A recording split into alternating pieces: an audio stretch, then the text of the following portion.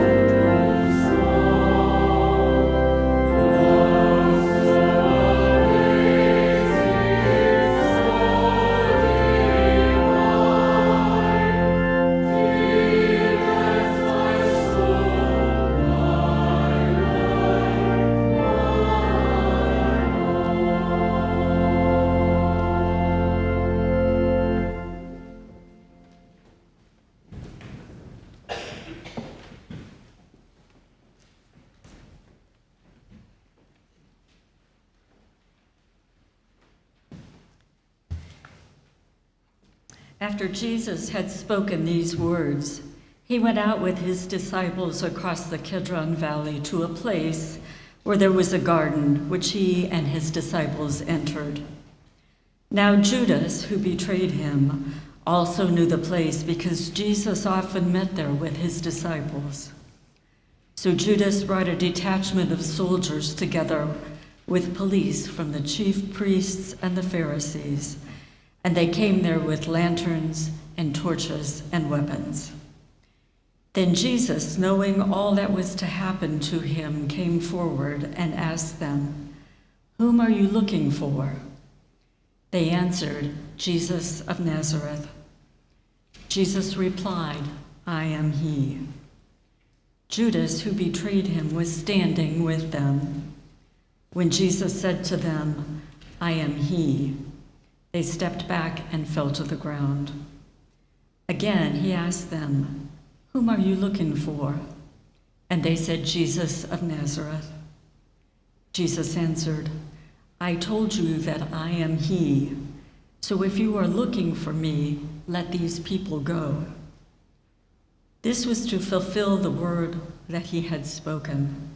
"I did not lose a single one of those whom you gave me."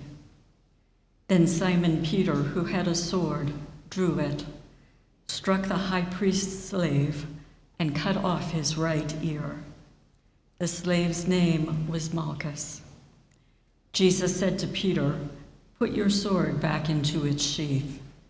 Am I not to drink the cup that the Father has given me?"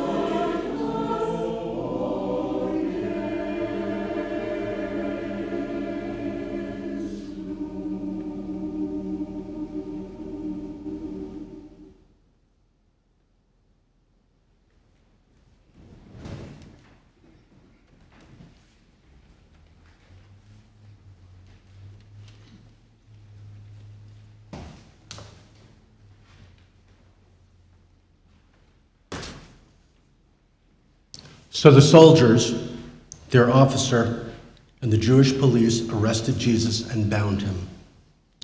First, they took him to Annas, who was the father-in-law of Caiaphas, the high priest of that year. Caiaphas was the one who had advised the Jews that it was better to have one person die for the people.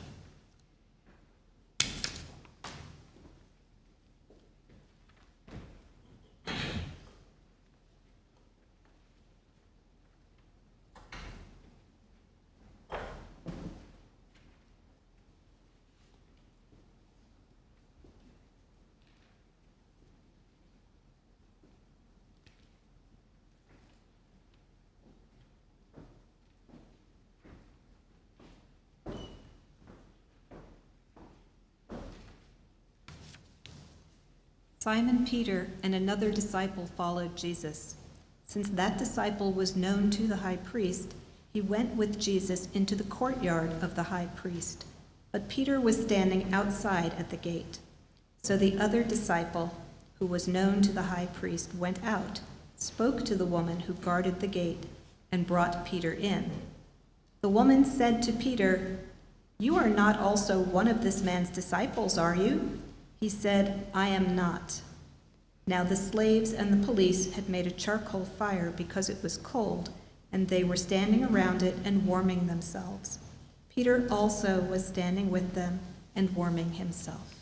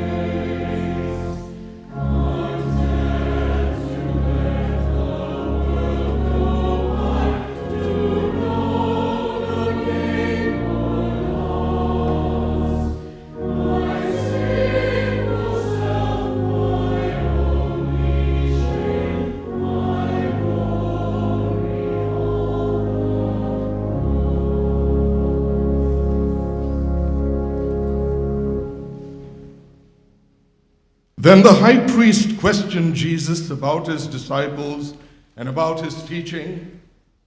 Jesus answered, "I have spoken openly to the world. I have always taught in synagogues and in the temple where all the Jews come together. I have said nothing in secret. Why do you ask me? Ask those who heard what I said to them. They know what I said." When he said this, one of the police standing nearby struck Jesus on the face, saying, "Is that how you answer the high priest?" Jesus answered, "If I have spoken wrongly, testify to the wrong.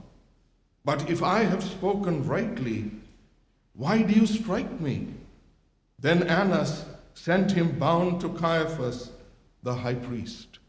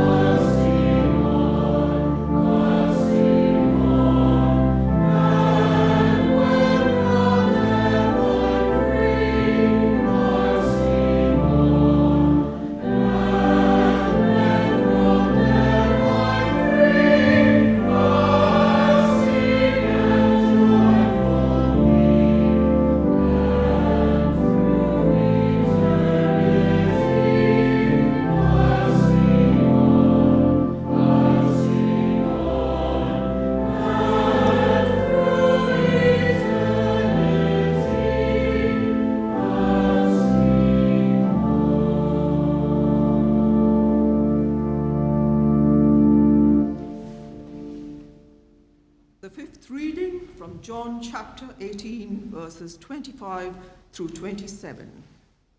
Now Simon Peter was standing and warming himself. They asked him, "You are not also one of his disciples, are you?" He denied it and said, "I am not."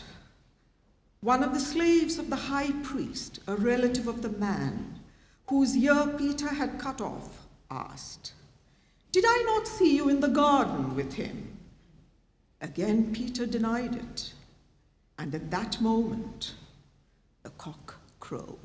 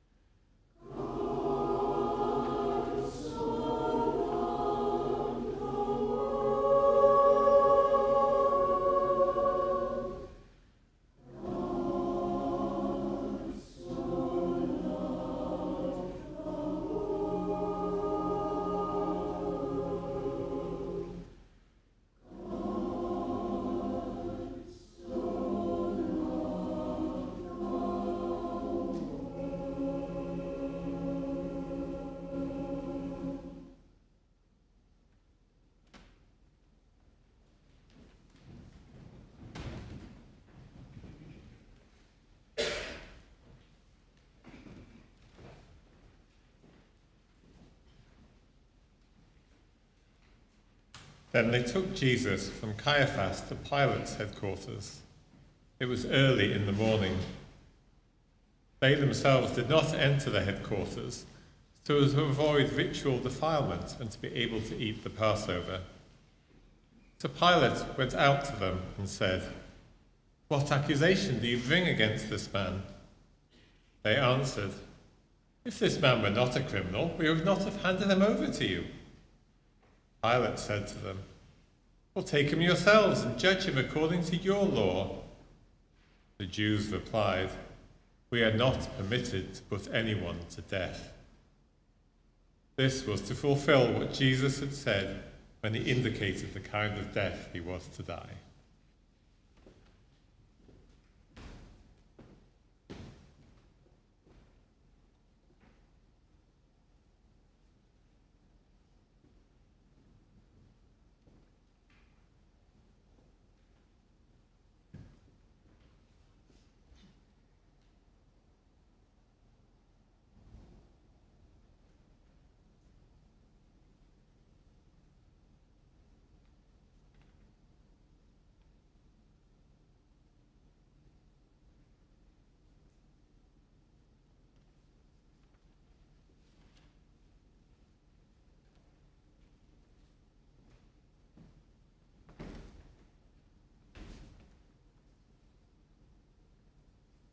Then Pilate entered the headquarters again, summoned Jesus, and asked him, "Are you the king of the Jews?" Jesus answered, "Do you ask this on your own, or did others tell you about me?" Pilate replied, "I am not a Jew, am I? Your own nation and the chief priests have handed you over to me. What have you done?" Jesus answered, "My kingdom does not belong to this world. If my kingdom belonged to this world, my followers would be fighting to keep me from being handed over to the Jews. But as it is, my kingdom is not from here." Pilate asked him, "So you are a king?" Jesus answered, "You say that I am a king. For this I was born, and for this I came into the world, to testify to the truth. Everyone who belongs to the truth listens to my voice." Pilate asked him, "What is truth?"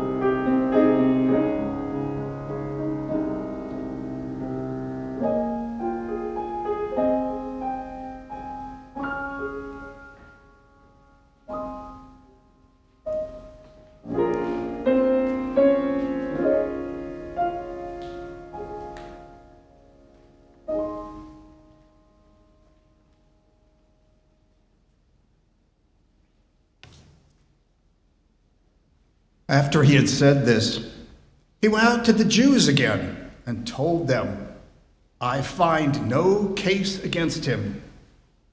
But you have a custom that I release someone for you at the Passover. Do you want me to release for you the King of the Jews?" They shouted in reply, "Not this man, but Barabbas." Now Barabbas was a rebel.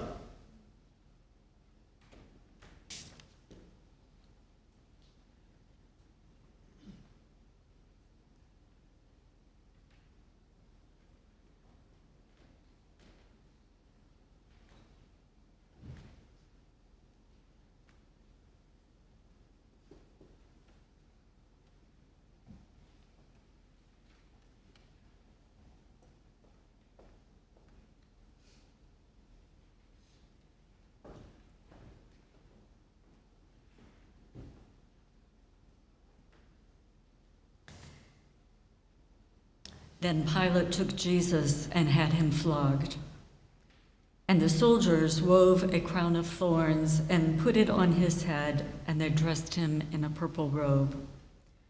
They kept coming up to him, saying, "Hail, King of the Jews," and striking him on the face.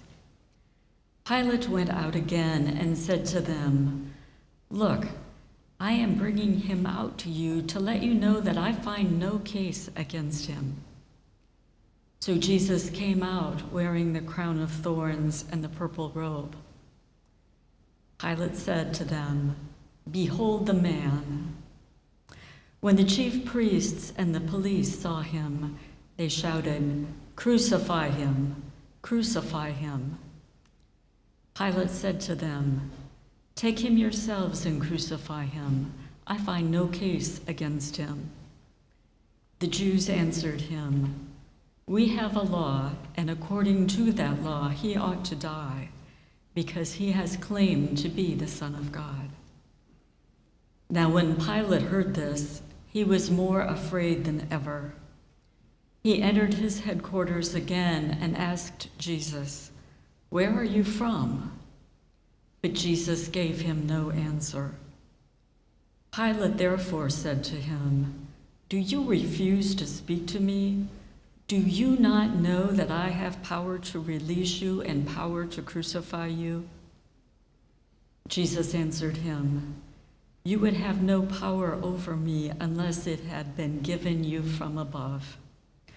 Therefore, the one who handed me over to you is guilty of a greater sin."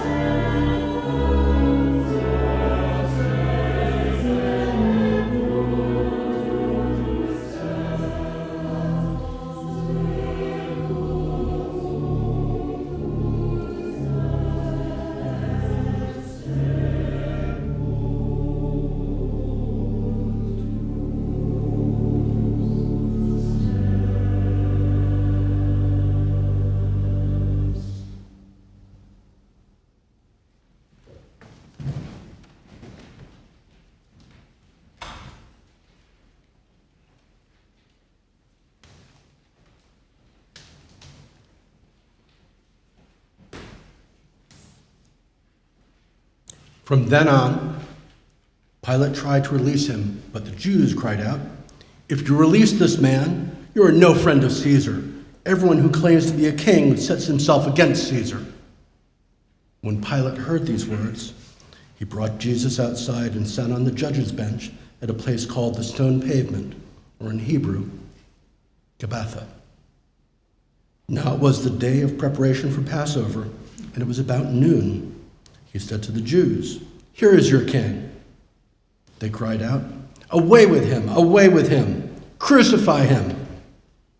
Pilate asked them, "Shall I crucify your king?"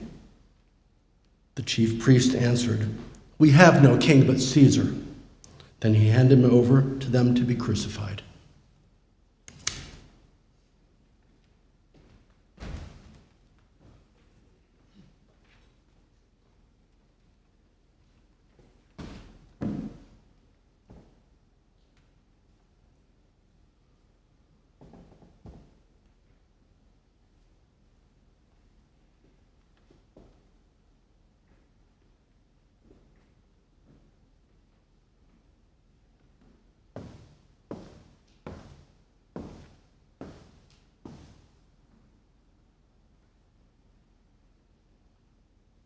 So they took Jesus, and carrying the cross by himself, he went out to what is called the place of the skull, which in Hebrew is called Golgotha.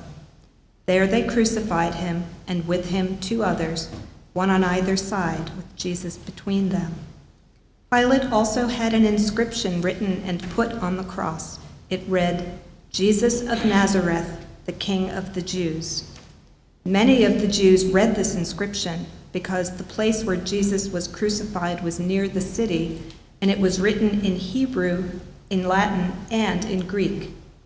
Then the chief priests of the Jews said to Pilate, "Do not write the King of the Jews, but this man said, 'I am King of the Jews.'" Pilate answered, "What I have written, I have written."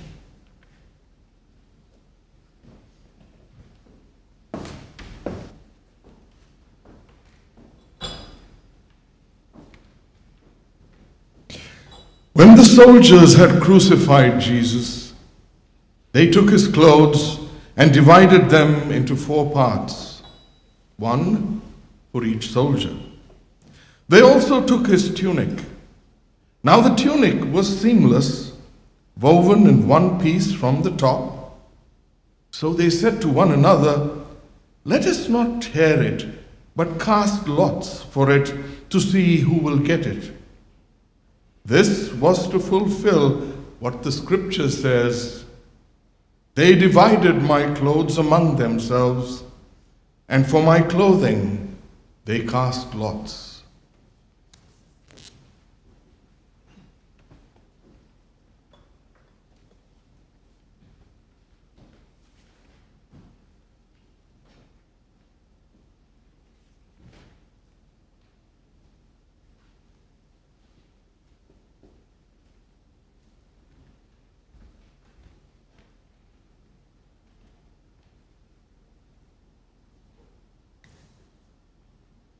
In the 13th reading, John chapter 19, verses 25 through 27. And that is what the soldiers did. Meanwhile, standing near the cross of Jesus were his mother and his mother's sister, Mary, the wife of Clopas, and Mary Magdalene. When Jesus saw his mother and the disciple whom he loved standing beside her, he said to his mother, "Woman, here is your son." Then he said to the disciple, "Here is your mother." And from that hour, the disciple took her into his own home.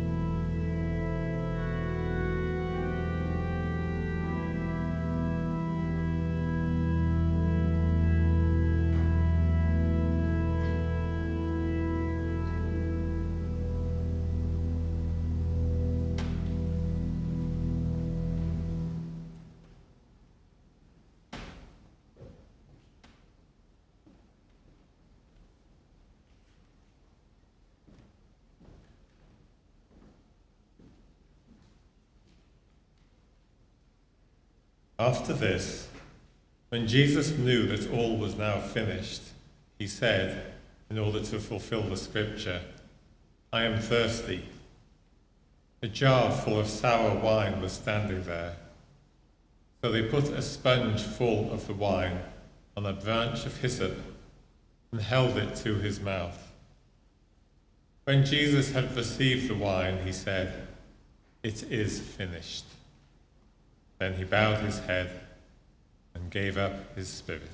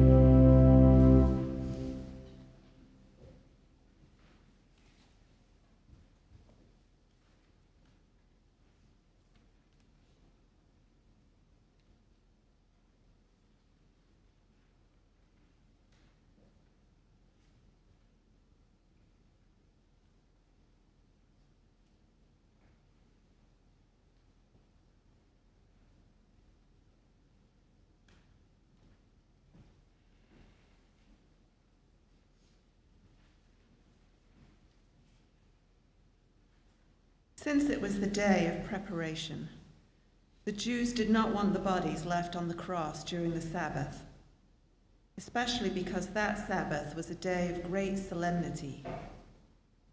So they asked Pilate to have the legs of the crucified men broken and the bodies removed. Then the soldiers came and broke the legs of the first and of the other who had been crucified with him.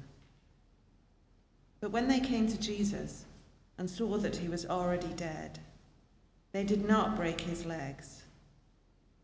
Instead, one of the soldiers pierced his side with a spear, and at once blood and water came out. He who saw this has testified, so that you also may believe.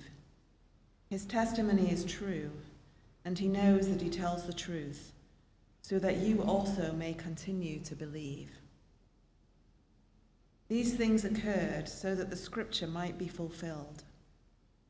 None of his bones shall be broken. And again, another passage of scripture says, they will look on the one whom they have pierced.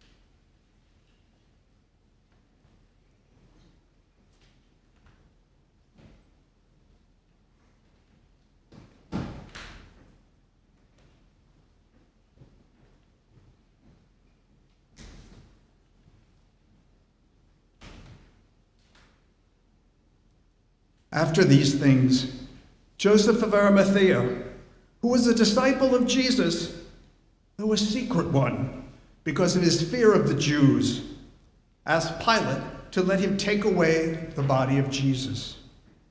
Pilate gave him permission, so he came and removed the body. Nicodemus, who had at first come to Jesus by night, also came, bringing a mixture of myrrh and aloes, weighing about 100 pounds. They took the body of Jesus and wrapped it with the spices in linen cloths, according to the burial custom of the Jews. Now there was a garden in the place where he was crucified, and in the garden there was a new tomb in which no one had ever been laid. And so, because it was the Jewish day of preparation, and the tomb was nearby, they laid Jesus there.